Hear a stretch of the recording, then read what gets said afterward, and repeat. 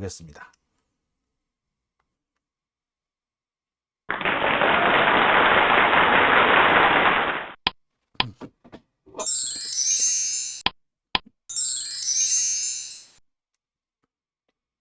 네, 오밤중의 뉴스 함께 하고 계십니다. 자, 계속해서 세 번째 주제를 제가 오늘 말씀드릴까 합니다. 세 번째 주제, 참 역시 좀 속탑니다.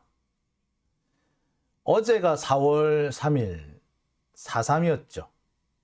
4.3 항쟁이 있었던, 제가 알기로는 1946년인 걸로 제가 기억을 하거든요. 47년인가요? 제가 알기는 그렇습니다. 3.1절 기념식을 했는데, 그 3.1절 기념식에서 당시 친일 경찰, 남아있던 친일 잔재들이 3.1절 기념식에 참석한 군중들을 무력으로 진압을 하죠. 제가 알기로 기마 경찰이 군중들한테 덤벼들었대요. 그 와중에서 아주 어린 아이가 이 말발굽에 밟혀서 사망을 합니다. 이 사건이 발단이 되면서 제주시 전체에 항의 시위가 열리게 됐죠. 항의 시위가 열리는데, 여러분 아시겠습니다만 딴 날도 아니고 3.1절 기념식에서 친일 경찰이 멀쩡한 아이를 밟아 죽였는데 이게 진압이 되겠습니까? 진정이 되겠어요? 안 되는 거죠. 결국에 군대가 동원이 됩니다. 처음에 여수에 주둔했던 국군 4연대가 출동하게 됐었는데 국군 4연대가 출동을 거부하죠. 그리고 이어서 14연대가 투입이 됩니다. 14연대도 거부를 합니다. 당연하지. 자, 그리고 이 4연대와 14연대가 반란을 일으키죠. 그래서 이게 여순 반란 사건이 되는 겁니다. 그러니까 어떻게 보자면은 그거예요. 제주 4.3 항쟁하고 여순 반란 사건은 같은 맥락이라고 보면 될 겁니다. 자, 물론 여기에 남로당 당원들이 개입을 했겠죠.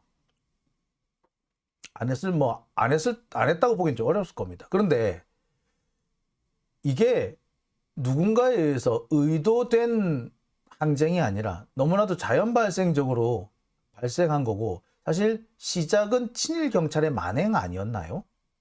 그런데 이거를 남로당이 일으킨 폭동이라고 주장을 하는 게 지금 윤석열 정권입니다.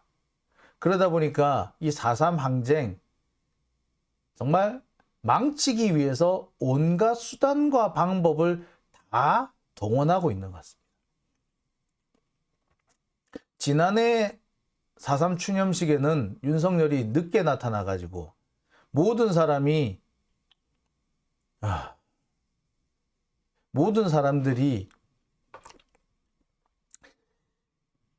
묵념을 하고 있는데, 그 묵념하고 있는 중간에 껐떡 들어가는 그런 모습을 보였었죠. 정말 이런 무례한 일, 이거 진짜, 참 기가 막힐 노릇이죠. 자, 그런데 작년뿐만 아니라 올해도 사고를 쳤습니다. 올해는 윤석열뿐만 아니라 국무총리라는 한덕수까지 같이 끼어서 둘이 합작으로 4.3 추념식을 망쳐버렸습니다. 이런 식으로 할 거면 오지나 말든가. 왜 와서 이런 식으로 하는지. 하는 행동을 보면은 오기 싫어 죽겠다, 그런데 억지로 왔다, 이런 것들을, 그런 모습을 너무나도 명백하게 볼 수 있는 그런 행동들이었죠.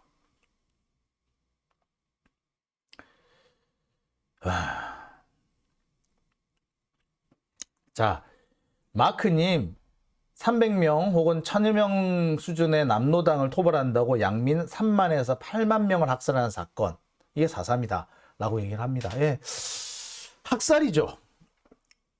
글쎄, 우리나라 역사에서 대한민국 군대가 대한민국 국민을 이렇게 학살한 사례는 없어요. 이렇게 하나의 사건에서 이렇게 단일 사건에서 이렇게 많은 사람을 죽인 사례를 사실 찾을 수가 없습니다. 당시 조병옥인가 하는 사람은 그랬다고 그랬죠. 제주도 놈들 다 죽여도 상관없다고, 씨를 말려도 된다고 그랬대죠. 정확한 건 아닙니다만 당시 10만 명이 넘는 사람들이 제주도에 살았다고 하는데 끝나고 난 다음에 인구가 절반으로 줄었다는 얘기까지 있을 정도입니다. 얼마나 사망을 했는지, 얼마나 죽었는지 알 수가 없다고 하죠. 오죽했으면 한 마을 전체가 같은 날 제사를 지내는, 심지어 조상은 100명인데 자손은 1명밖에 없는 그런 경우가 제주도에서 이렇게 숱하게 발견이 됐겠습니까? 제주도 곳곳에 이 4.3 피해자들, 학살 피해자들이 묻혀 있는 곳이 여기저기, 기생화산이라 그러죠. 오름. 예, 여기 구석구석에 시신들로 메꿔졌다고 하지 않습니까? 근데 이걸 자꾸 남로당 운운하고 있는데, 남로당 운운하는 것도 참 웃기고요. 여하튼 그래 그렇게 하든가 말든가. 그래도 이 기념식에 왔으면, 추념식에 왔으면 추념식 좀 집중해줘야 정상 아닌가요? 그러니까 전혀 집중은커녕 모욕을 하는, 행사를 모욕하는 짓을 벌였습니다. 그래서 제가 준비한 오늘 세 번째 주제는요, 윤석열과 한덕수가 망친 4.3 추념식입니다. 하나하나 좀 살펴보겠습니다.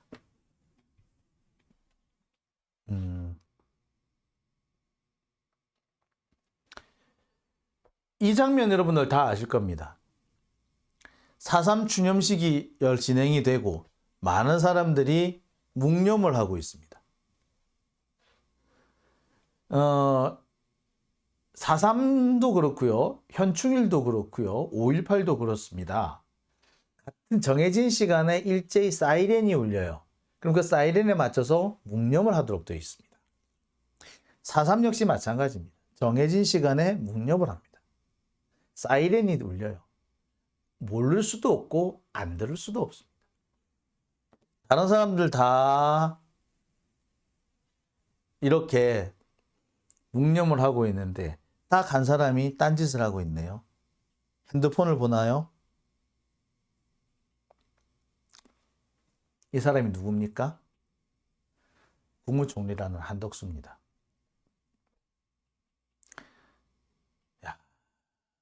참, 정말 이래도 되나요? 이게 이 정도는 예의 아닌가요? 묵념을 할 때 이 묵념 1분을 못 기다린다는 말인가요? 공식적인 행사장에서 핸드폰을 보는 것만으로도 사실은 무례하다라는 지적을 받을 수밖에 없는데 하필 묵념 시간에 딴짓을 한다고요? 국무총리라는 사람이 이래도 됩니까? 이 기본적인 양식을 못 갖춘 거 아니에요? 이 옆에 아마 이게 이재명 대표인 것 같으네요.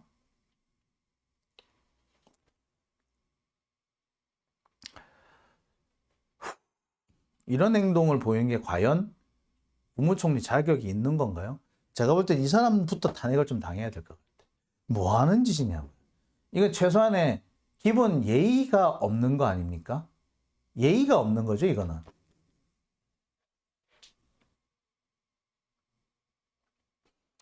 이런 일도 있었습니다. 갑자기 행사장에 이상한 사람이 난입을 해가지고 셀카봉을 들이밀어요. 셀카봉을 들이밀면은 제지를 해야 정상 아닙니까? 근데 같이 찍고 있어. 옆에 제주도, 이번에 아마 제주도지사라고 내가 들었는데 어처구니가 없는 표정을 하고 있죠. 기가 막히다는 표정을 하고 있습니다. 이거 이래도 되나요? 기사를 보니까 다른 사람들이 4.3 항쟁을 기억하는 이 동백 배지를 달고 있는데 이 사람만큼 다른 배지를 달고 있어요. 이게 보니까 이게 각이 진 거 보니까 뭐 다른 쪽 같은데 이게 그 우익단체인 것 같은데 이날 제가 알기로는 이 4.3 추념식에 서북청년단인가 그런 사람들 몰려와가지고 또 난동을 부렸다고 하는데 그 사람들이 아닌가라는 생각이 들 정도예요. 그리고 이 사람도 보면은 국가 공식 행사 아닙니까? 국가 공식 행사한테 들어와가지고 이런 짓을 한다고요? 근데 이런 짓을 한다고 국무총리가 이걸 그냥 받아줘요? 도대체 경호원들은 뭐하고 경찰들은 뭐 한 겁니까? 공무원들은 뭐 하는 거예요? 이런 사람이 이렇게 돌아다니도록 내버려둬도 되는 건가요? 이해가 안 가네요. 추모하러 온 거 아니었나요? 지금 한덕수는 놀러 온 것 같아요.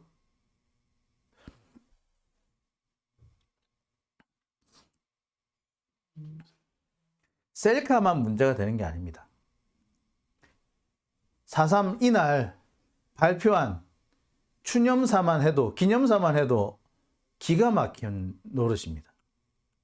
4.3 이 사건은요, 국가 공권력이 아무 죄도 없는 양민들을 학살한 사건입니다.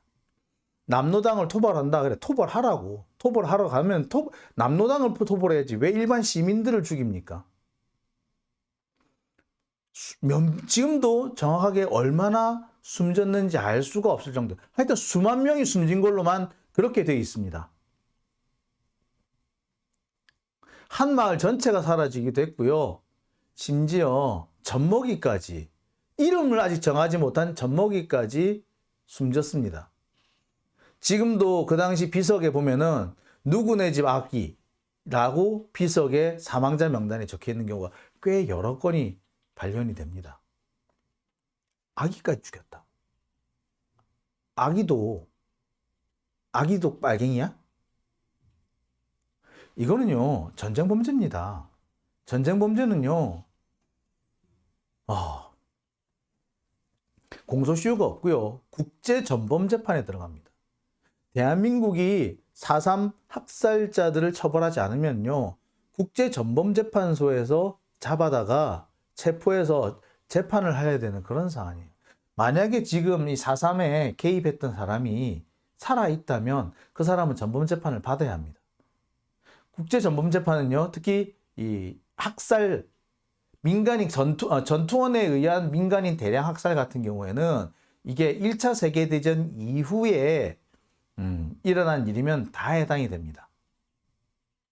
그러면 4.3은 당연히 해당이 되는 거죠. 독일의 히틀러 이 유태인 대량 학살이 전범재판에 다뤄질 수 있었던 이유도 바로 그 점 때문이에요. 1차 세계대전에서 전투원에 의한 민간인 대량 살상은 전쟁 범죄라고 못 박아뒀기 때문에 그에 따라서 그 뒤에 일어난 모든 범죄에 대해서 처벌할 수 있게 만들어둔 겁니다. 더군다나 4.3은 미군정이 개입하고 있을 때죠. 미군정 시기와 겹쳐 있죠. 따라서 이 부분에 대해서는 미군정의 법령과도 좀 통하는 면모가 있는데 미군은요 바로 이런 그 국제인권규약에 전쟁 범죄에 대한 국제 규약에 가입되어 있는 상태였어요. 따라서 4.3에서 민간인을 학살하는 사람들은 지금도 살아만 있다면 처벌할 수 있어요, 법률적으로. 자, 그런 얘기를 해야 정상 아닙니까? 국무총리라면. 국가가 공권력이라는 이름 하에 학살을 자행한, 민간인들의 학살을 자행한 그에 대한 사과, 그리고 다시는 그런 일이 벌어지지 않도록 하겠다라는 다짐, 아울러 아직까지 확인되지 않은 진상이나 피해자들에 대한 진상규명이나 또는 사과, 보상 이런 것들을 얘기해야 정상 아닌가요? 근데 뭐라고?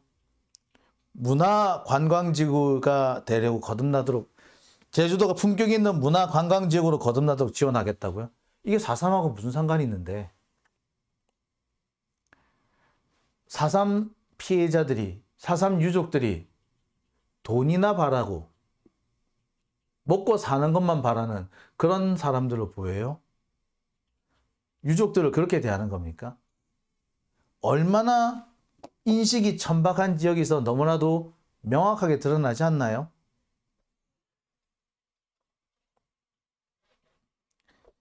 디지털 기업과 세계적인 인재 제주도로 모여들어라. 이게 4.3하고 무슨 상관이 있는데요? 그러니까 한덕수는요, 여기가 4.3 기념식이 4.3 추념식인지 아니면 무슨 선거 공약 발표하러 갔는지 구분조차를 못하고 있는 거예요. 개발 공약만 딱 제시를 하면은 사람들이 좋아서 해 할 거라고 생각하는 것 같아. 제주도의 이 피해자들이 돈에 환장한 조상들, 죽은 조상들도 돈으로 맞바꾸는 그 돈에 환장한 그런 악귀들이라고 생각하는 것 같아요. 그렇게 천박한 인식을 갖고 있으니까 이런 행동이 나오는 겁니다. 아, 내가 돈이나 좀 제어주면 되는 건데 돈을 많이 안 쥐어줘가지고 말이야. 이렇게 말이야. 내가 여기까지 끌려오고 이런 생각을 하고 있는 거지. 그러니까 묵념해야 될 때 딴짓하는 거 아니야. 아, 근데 정말 짜증나는 게 설령 돈 몇 푼으로 해결할 수 있는 건이라고 하더라도 적어도 묵념할 때는 묵념해야 정상 아닌가요? 이건 기본적인 상식 자체가 없는 사람 아닌가요? 국무총리를 했다는 놈이 뭐 이따위가 다 했나 몰라. 딱 윤석열 정권의 수준이 여기서 드러나는 겁니다. 한덕수 같은 사람은요, 노무현 대통령 밑에 있을 때는 아니 됐어요. 윤석열 밑에 그냥 이지를 하는 거야. 즉 전형적인 공무원이죠. 공무원은요, 누가 웃대가리로 가서 앉느냐에 따라 가지고 샥샥 바뀌어요. 한덕수 같은 관료는 대체로 그런 거지. 그러니까 윤석열 밑에 가니까 그 상관 밑에 그 부한 거야.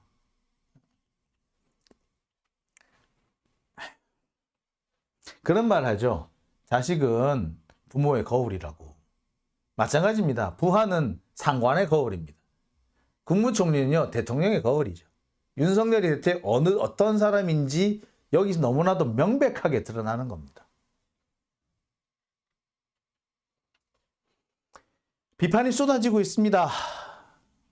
한덕수 국무총리가 대독한 추념사 600여 글자밖에 안 된대. 야, 이거 너무 성의 없는 거 아닙니까? 600글자래요. 600글자면요, 원고지 서너 장 분량입니다. 빈칸까지 계산했을 때 4장, 5장을 채 넘지 못하네요. 이거를 읽는다고 하면은 아무리 길게 잡아도 2, 3분입니다. 근데 그 내용도 맹탕. 맹탕 정도가 아니라 맹탕이면 차례나 놀리는 거 아니에요? 유족들을?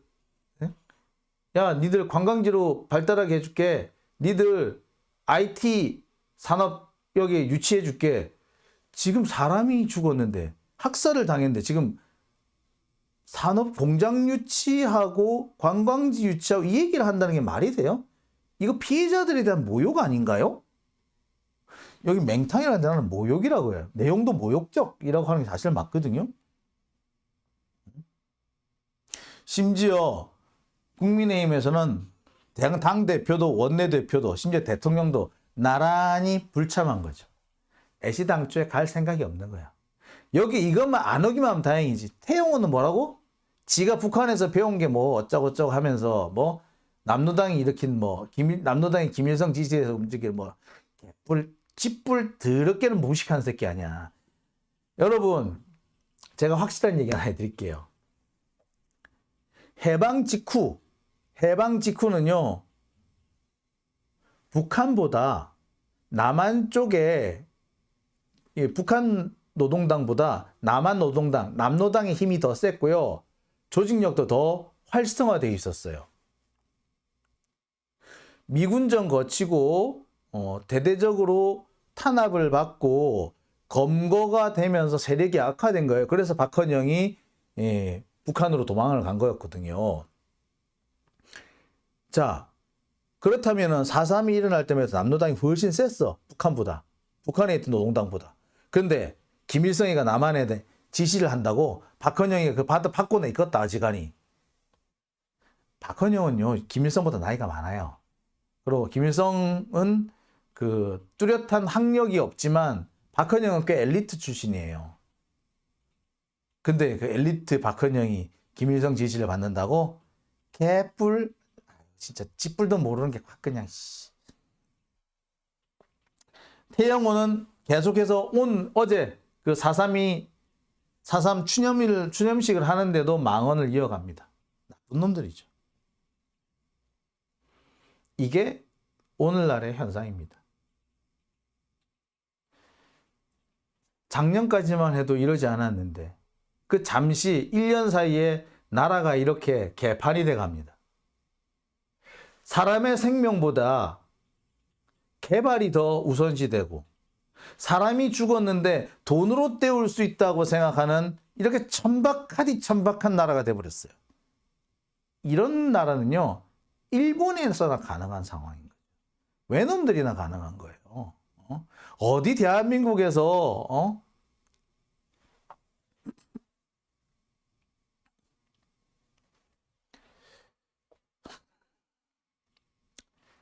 그리고 서북천연단이 뭡니까?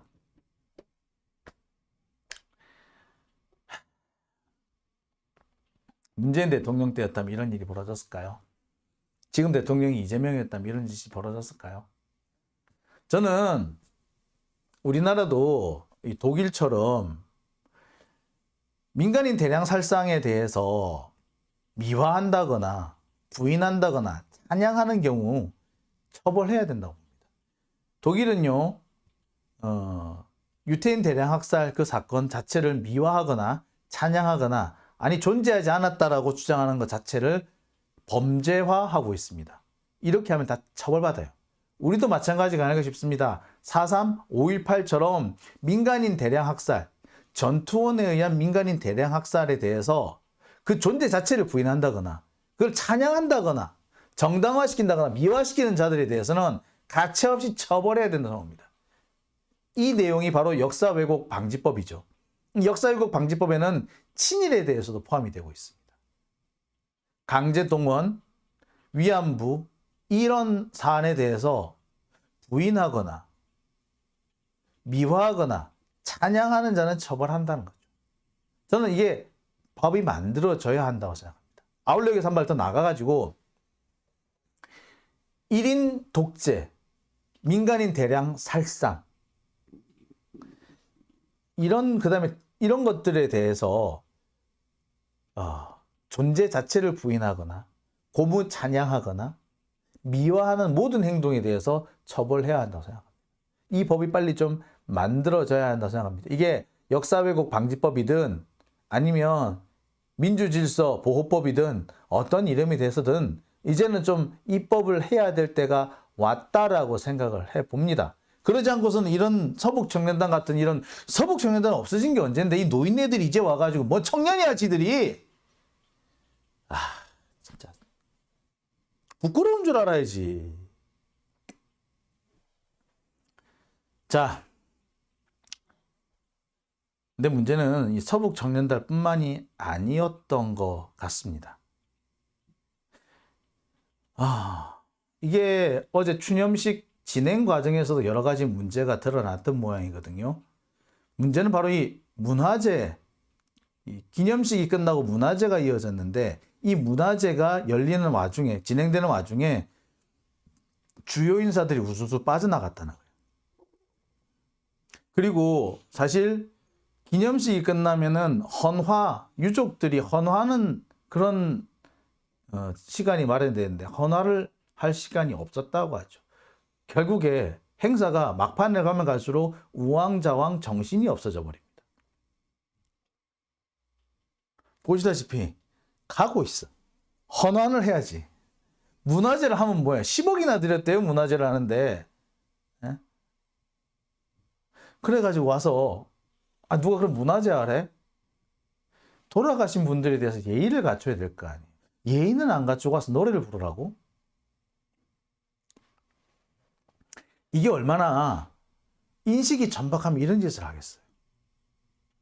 사람이 죽었는데, 국가가 사람을 죽였는데, 거기에 대해서 사과하고 위로하고 진상을 밝히겠다는 약속을 하는 게 우선이지. 니들 발전시켜줄게. 자, 먹고 놀자. 이렇게 하는 게 이게 추념식입니까? 이 얼마나 천박한 사고방식이에요.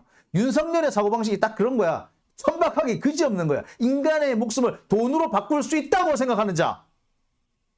그러니까 4.3 추념식에서 이딴 행동을 할 수 있는 겁니다. 한덕수도 윤석열도 얼마나 그 속마음이 천박한지 드러나는 사례가 아닌가 싶어요.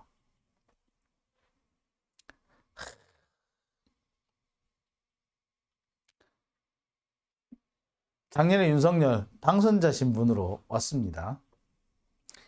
다들 지금 여기에 묵념을 하고 있죠. 묵념하고 있는데 지만 쫄래쫄래 걸어 들어옵니다.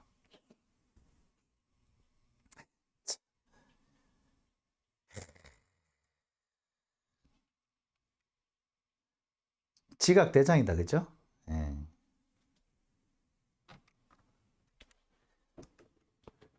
기념식을 하는데 늦게 들어오고, 그것도 묵념을 하는데 난입한 거 아니에요? 이쯤 되면 난입이죠. 난입. 참 속상합니다. 예. 천상아리아님, 그런 감성 자체가 없는 거죠, 애초에.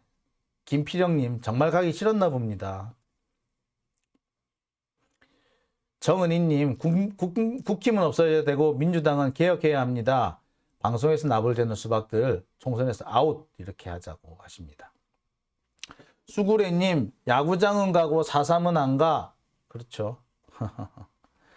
허허실실님, 윤석열 찍은 자들이 다 천박한 거라고. 그렇죠. 자, 김수한무님, 천상 1번 놈이라고. 최송란님, 항상 어디서든 지각은 필수. 큰바위님, 깡패 난입. 네, 참 속상하네요, 그죠? 네. 내년 4.3에는요, 우리 이런 모습 안 봤으면 좋겠습니다. 내년에는요, 정말, 우리가 좀 자랑스러워할 수 있는 그런 분이 대통령이 되어서, 그런 분이, 우리 이 4.3 피해자들의 그 가족들의 마음을 어루만져 줄 수 있는 그런 모습을 보았으면 합니다. 그런 날이 오겠죠? 여러분도 열심히 싸우고 있고요. 저도 열심히 싸우고 있으니까 머지않아 그런 날이 오리라고 생각이 됩니다. 마크 고스트 오브 제수님, 뉴스위크의 기사를 인용을 해 주셨네요. 2000년 6월 뉴스위크 기사를 보면은 미군정이 제주 인구의 80%를 남로당으로 생각했다고. 뭐 그럴 수도 있을 겁니다. 그러니까 제주 인구의 80%라고 봤던 것이 당시 우리나라의 남한의 지지세를 보면은 좌파 지지세가 훨씬 셌대요. 그래서 의도적으로 이 좌익 지지가 높은 데를 골라서 탄압을 했다는 얘기도 합니다. 재밌는 사실 하나 알려드릴게요. 우리나라에서 당시에 해방 직후에 가장 좌파 세력이 셌던 데가 어딘 줄 아십니까? 많은 분들은 호남이라고 생각을 하세요. 아니에요. 호남 쪽에서 빨치산 활동이 좀 활발하기는 했죠. 근데 그거는 항일 투쟁을 하는 과정에서 생긴 그런 빨치산들이었고요. 실제로 좌파 활동, 좌익 정당 활동이 강했던 곳은 대구였습니다. 그러니까 대구나 부산이나 그 공장이 좀 빨리 발전을 했죠. 그 다음에 이제 원산 이쪽으로, 그러니까 일본하고 해상으로 교류가 되는 곳에 공장이 많이 발달을 했어요. 그러다 보니까 이 공장을 중심으로 해서 노동자들을 중심으로 한 이렇게 그 당시 이렇게 그 사회주의 계열의 정당이 활동할 수 있었던 그 여지가 많았대요. 그래서 대구 같은 경우는요, 해방 직후만 해도 조선의 모스크바로 불렸다고 합니다. 근데 결정적으로 이게 변화가 된 것이 언제 변화가 됐냐면, 여러분들 47년인가요? 45년인가? 대구 식량폭동이라고 있었어요. 이 대구에서 그러니까 식량이 부족해지면서 이 관련해 가지고 그 대구 시민들의 그 거의 자연 발생적인 항쟁이 벌어지게 되는데, 이게 이제 대규모로 폭발하게 됩니다. 이 상황을 미군정이 진압을 하면서 이 대구 10월 항쟁, 대구 10월 그 항쟁에 개입했던 좌익 지식인들을 대거 학살합니다. 재판에 넣으면서 정식으로 사형된 사람도 있고, 예비 검속 과정에서 그냥 죽은 사람도 있어요. 지도새도 모르게. 그때 죽은 사람이 누구냐? 그 당시 대구 10월 폭동을 주도했던 사람이 누구냐면 박상희라는 사람이에요. 누구? 박정희의 친형입니다. 그래서 박정희가 당시에 남로당 군 그 책임자로 들어왔다, 뭐 이런 얘기도 있어요. 자, 대구를 진압하고 난 다음에 제주를 진압을 한 거죠. 그러니까 제주도에도 보니까 이제 제주도 같은 경우는 오래 전부터 육지에 대해서 좀 그 적대감이 오래 있었다 그러잖아요. 그러니까 아무래도 육지에서 가지고 제주를 자꾸 수탈을 했으니까 그럴 수밖에 없었을 거예요. 그러니까 그런 점들이 생기면서 한민당이나 뭐 이쪽 우파 정당보다는 좌파 정당 쪽에 좀 더 우호적인 세력이 있었을 겁니다. 그게 지지세가 높으니까 그래서 여기를 가서 한번 밟으라고 한 거예요. 대구 밟고 제주도 밟으면은 남한은 공산화를 막을 수 있다라고 생각했던 것 같아요. 뭐 순차적으로 그렇게 됐죠. 대구 밟고 여수 밟고 뭐 제주 밟고 이렇게 해가지고 결국에는 어떻게 보면 평정이 그렇게 된가 볼 수도. 참 역사를 되짚어서 보면은 참 이게 피눈물 나는 현상, 피눈물 나는 그런 일들이 참 많았던 것 같아요. 자, 참 다양한 생각이 드네요. 저도 머릿속이 참 복잡합니다. 네. 테디 12남매맘님, 네, 오늘 계속 수고해주고 계시고요. 역사는 진보한다님 들어오셨네요. 예. 영혼을 팔아라님, 국제보상운동의 근거지가 대구입니다. 예. 누구는 그런 말씀도 하세요. 대구 10월 폭동 때 워낙에 많은 사람들이 죽다 보니까, 특히 그때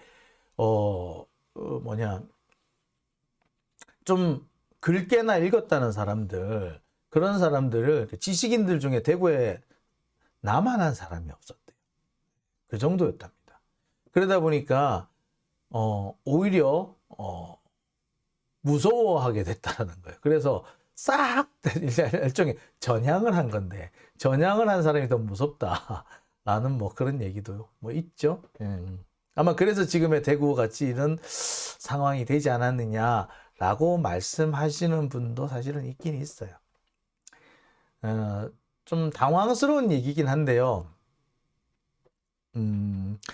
한때 그 일본이 만들었던 그 경성제국대학, 이 경성제국대학이 서울대로 바뀌잖아요. 근데 이 경성제대를 국립서울대학교로 바꾸는 과정에서 이거 미군정이 하는데, 이때 국립서울대학으로 만드는 걸 반대하는 반대운동이 벌어져요. 그 반대운동을 주도한 사람이 누구냐? 당시 서울대 사범대 학생이었다고 하죠. 김중필입니다.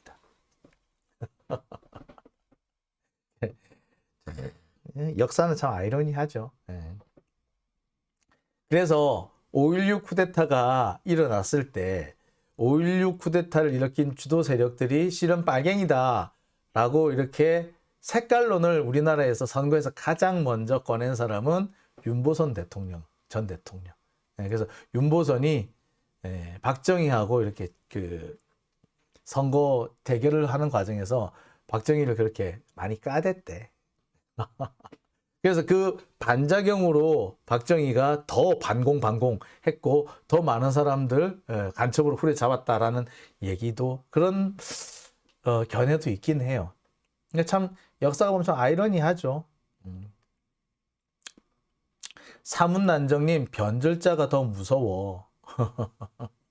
예, 변절자들 무섭다는 거 요즘 뭐 너무나도 많이 보죠, 우리가. 변절자들이 사실 참. 하태경에 뭐 제가 뭐 달리 말할 사람이 아니고 사실 하태경 같은 사람이야말로 진짜 참 그렇습니다. 예. 하태경이 사실 우리나라 주사파의 거의 효시 같은 사람이죠. 김영환, 하태경 이 두 사람이 우리나라에서 주사파라는 걸 처음 시작한 사람들이에요. 근데 지가 주사파를 만들어 놓고 요즘은 지가 주사파 때려 잡아서 정치를 하고 있는 거죠. 야, 이거 참 너무 아이러니하지 않나요? 자, 화이트루이님 안녕하세요. 늦었네요. 예, 그렇습니다. 윤민숙님, 지금 그때로 회귀한 듯 요즘 미국은 일본과 더불어 한국을 속국 만들려 하는 것 같아요. 근데 윤석열이 그 밑으로 들어간 느낌입니다. 미국도 참 잔인한 국가예요. 그렇죠, 뭐. 미국 입장에서야. 근데 참, 할 말이 많네요.